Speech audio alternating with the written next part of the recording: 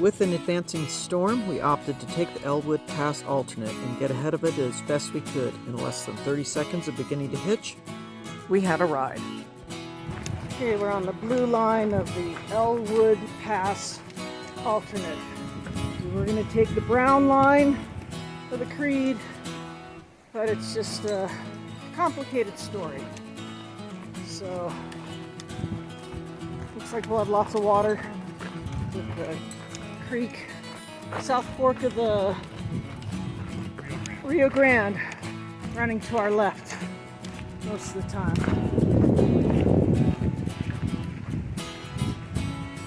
So it should be a good day. Correction, this is Park Creek, but the flows from the Rio Grande's on the other side of that. Still got water running alongside us. Now it's on our right side. Look at that. All those elk hunters. All camped down by the creek. Tonight was our best dinner on trail yet. Southwest tuna wraps. Don't know why we haven't ever tried this sooner. After a comfortably warm night's sleep and a chilly but not frigid morning, we hoofed it the rest of the way toward Elwood Pass, which sits at 11,644 feet. We expected the road to be like a freeway with elk hunters scurrying to their hunting spots at the wee hours of the morning. Surprisingly, there was virtually no traffic till later in the morning. All right, made it to Elwood Pass. We're gonna make a left turn and be back on the CDT.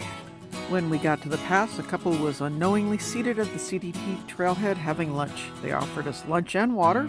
How could we resist? It was nice to get back onto a single track. I don't know why, but we were surprised by the continual elevation we were gaining. So we came from where you see that rust on the hillside, walked all around here, but when you come around the corner, look at that.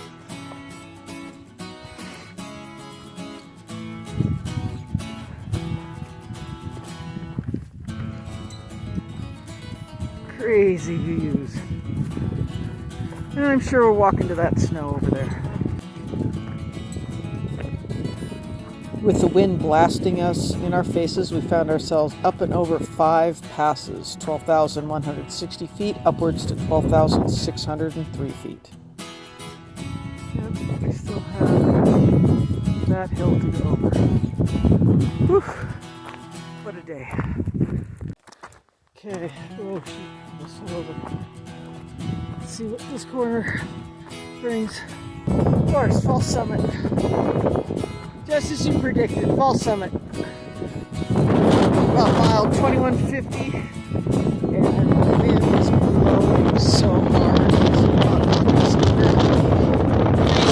I wouldn't be surprised if it snows into this pass. I expect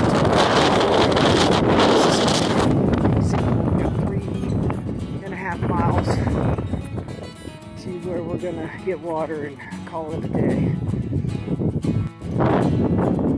Here comes the saddle.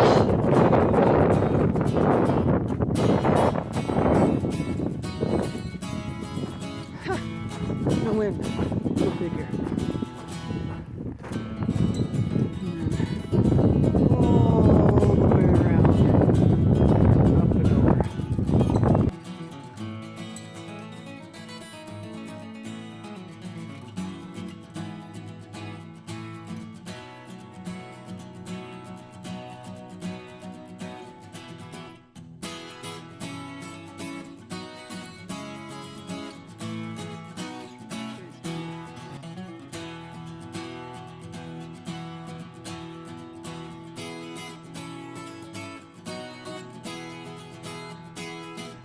What you don't see is the black cloud hiding behind the tent.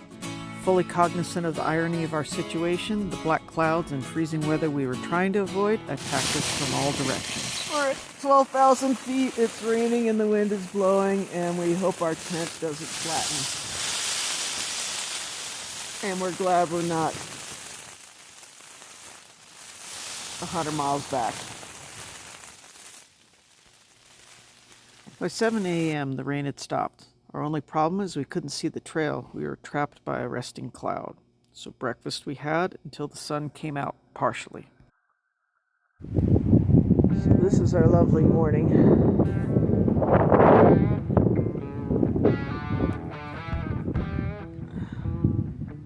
Up, down 600 feet and then up another 1,000. This cloud's chasing us. Oftentimes we had little to no visibility. There it goes. Momentary view where the cloud settles on us again.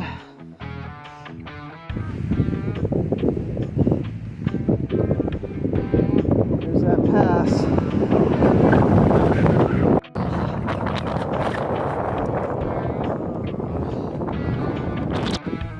These colors are just amazing.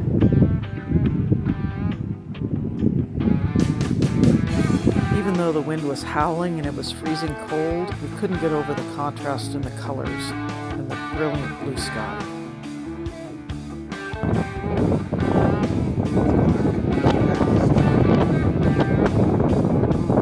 Look at that pass, got blown up the pass. It's cleared up. Oh, those avalanches there. Somewhere that way. Let's go. Let's go right into the wind.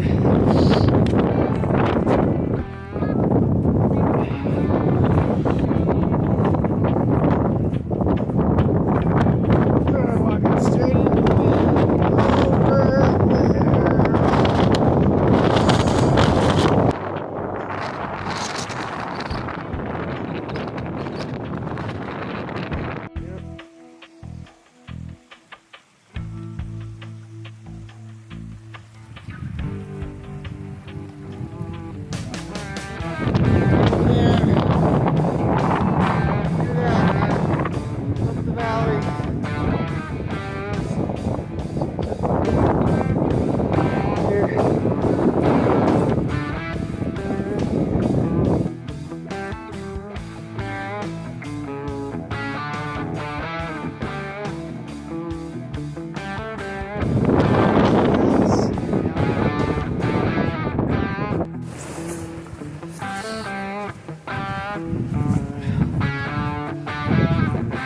Expect this. This is the craziest trail ever. There's a cairn.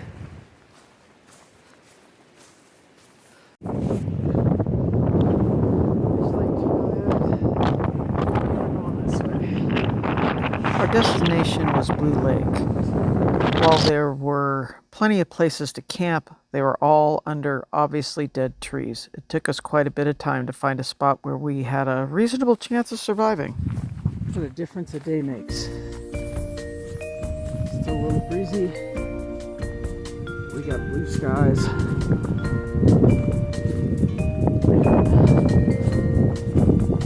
Little bumpy trail. Beautiful. Still windy.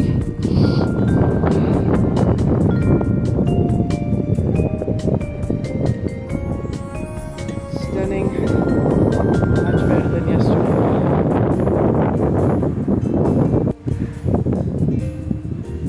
Little lakes all around.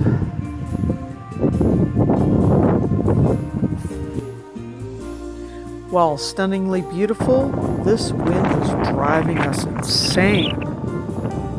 We're tired of climbing and being buffeted by the bone-chilling and unrelenting wind. Don't get me wrong, the views have been magnificent, soul-stirring even, but they weren't free. You had to earn them. We are worn out, and we still have another whole state to go.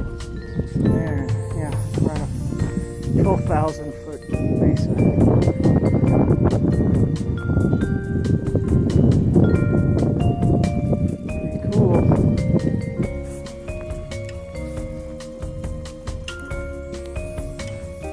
Amazing how quickly the terrain changes.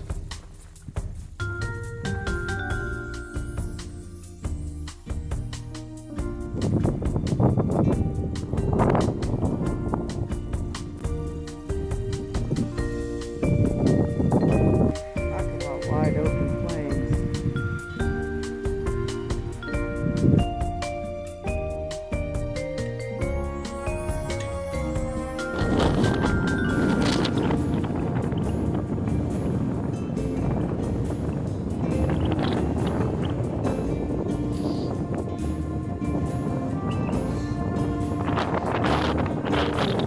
Relatively no wind on the top of this mesa. Looks like we're walking to the end of the earth.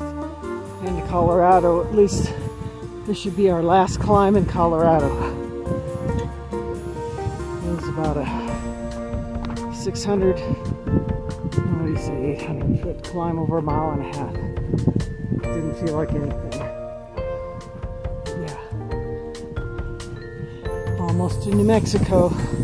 Tomorrow we should be in Chama. Walked out to the edge. Look at that.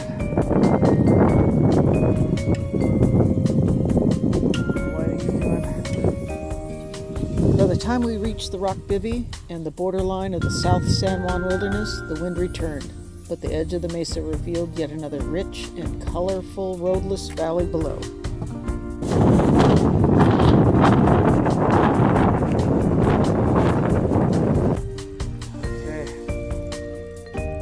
Be our last night in Colorado. Camping. Certainly was our last climb.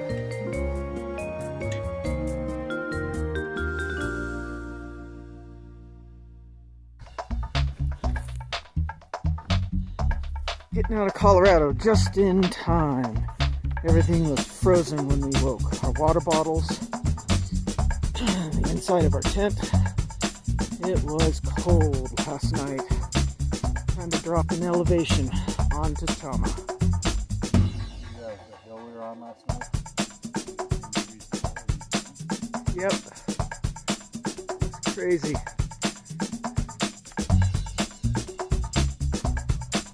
Yep, this has been crazy with snow.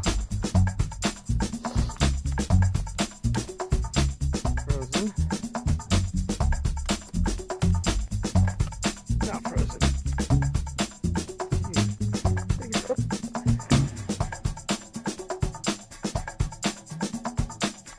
Fattest peak I've ever seen. Whoop.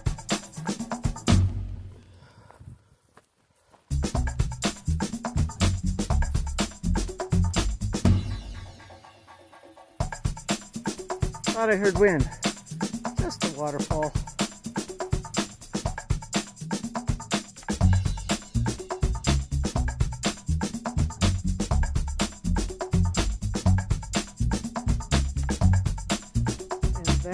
Beautiful water, not pond, is why we carried 3 liters.